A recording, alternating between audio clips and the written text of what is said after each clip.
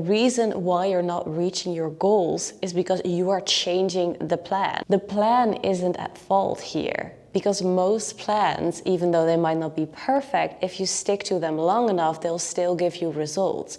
But the reason why you're not seeing the results is because you keep changing the plan. You don't have patience. You're not willing to actually work for it. And this goes for the general population. Obviously, there are, always people that do everything right, but still, because of other reasons, they won't get the results. But for the general population, weight loss isn't a very complex phenomenon.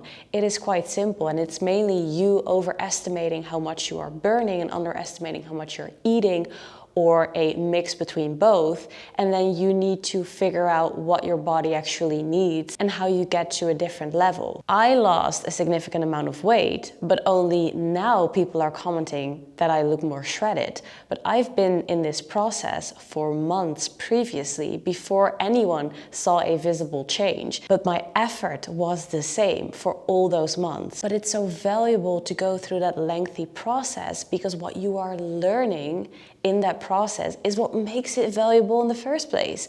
Because it's not easy to achieve it. It is something that you want to have. Because I went through that lengthy process, I'm learning stuff about my body. I know what my body thrives off. I know what gives me energy. I know what I should stay away from. I know how much effort I can put into my cardio. I know where I'm lacking.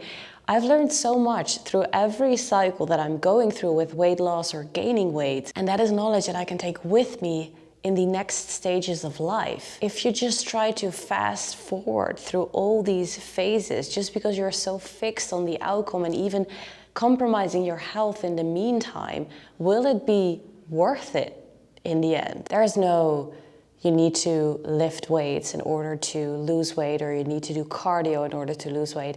You need to lift weights because it keeps your bones strong and it increases your muscle mass, which helps you with aging in the best way possible. You need to do cardio because your heart is a muscle, and you need to make sure that you are healthy and that you can move around in space with little effort, especially as you are getting older. If you want to lose weight, you can use cardio as a tool to increase your expenditure. If you want to lose weight, you can use lifting weights as a tool to maintain as much muscle mass as you are losing weight, so that you're decreasing your body fat percentage rather than your body eating itself, eating its muscle mass. Then it's just a matter of actually sticking to a deficit long enough where you actually see the results. And yes, it will be hard, and yes, it will be boring, and yes, you probably have to say no to things that you really want to say yes to, and yes, you will feel disheartened at times, but yes, you can achieve it, and yes, you will learn a lot about yourself and a lot about grit in the meantime. And that's it. You do it once for a couple of months, for a phase of your life, and then you can go back to maintenance, and life is great because maintenance is significantly easier than trying to lose or trying to gain weight. You take accountability, but also if you take your power back, because this will help with not only building your body, but also with building your mindset.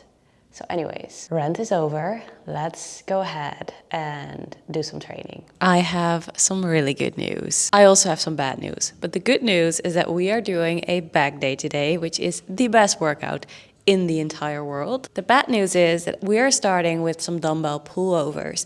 It's a vertical pull. It will target the lats mainly. However, I have been doing them with 8 kgs, and unfortunately, I can go heavier. The 9 kg dumbbell is not really an increase, but I don't have 10. So I either had to go for 9 or for 12, which means that I'm going for 12.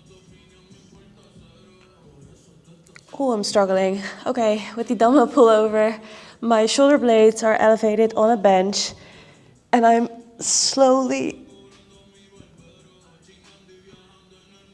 pulling the weight over my head by squeezing my lats. You can also emphasize your chest more with this exercise.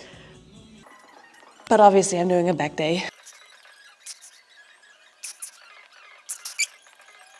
Dorian Yates is a very famous bodybuilder from back in the day, and he was mainly known for his back. And I trained a lot with his wife Gail in Spain when I was training there. And I spoke to him one day and he told me that his favorite machine from that gym was actually the pullover machine that they had there. And I never really did pullovers before, but obviously him being famous for his back and then him telling me that that was one of his favorite machines, I was like, I might as well incorporate more pullover work in my programs, because previously I would mainly focus on lat pull downs as a vertical pull for my back on my back days. And I started doing the straight arm cable pull down, and then I also transitioned into the dumbbell pullover as I'm doing now. And it's been one of my favorite movements ever since. There's just something about the contraction when you do a pullover.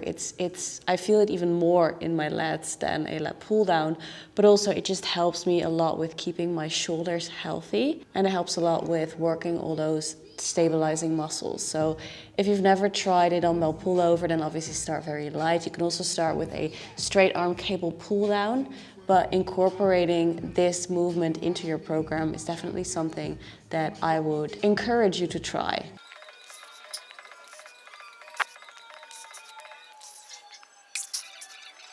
If you want to train your erectors or create that deep V line in your lower back, then the back extension is one of the best exercises for it, in my opinion. Now, you can do the back extension for more of a glute focus, or you can do it more of a lower back focus. And if you want to have a little bit more of a lower back focus, then you would keep a neutral spine. So I'm grabbing a plate and I'm holding it against my chest or close to my chest.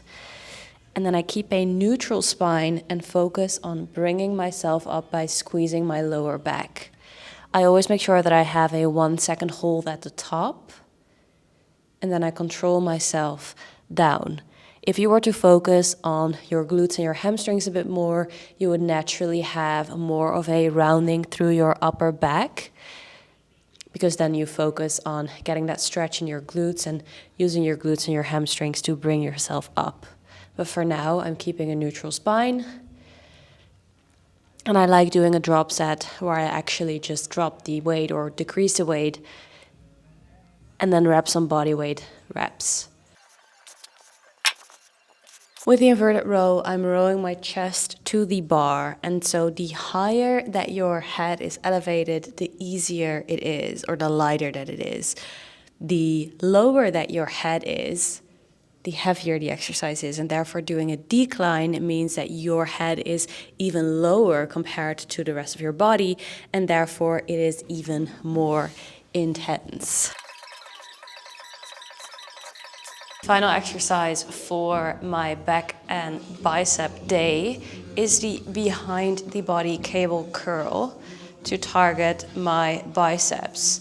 So you might be wondering, why are we not training our rear delts? Because you just told us in one of your previous videos that you love to include your rear delts on your back day.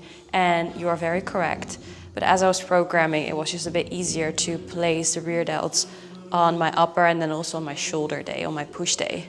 So we will be doing our rear delts then. And this is the moment that we have all been waiting for, which is the additional glute isolation of the glute protocol.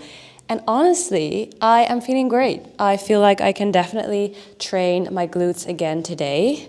Not necessarily with a full-on workout, but isolation should be fine. But again, it's only day 2 of this program. So we're going to do some cable kickbacks. I'm just going to do them the regular way, so not with the bench, even though the bench is still here. It's just really annoying to set up. So we're just going to do some regular kickbacks, and then we're going to do some hip abductions after.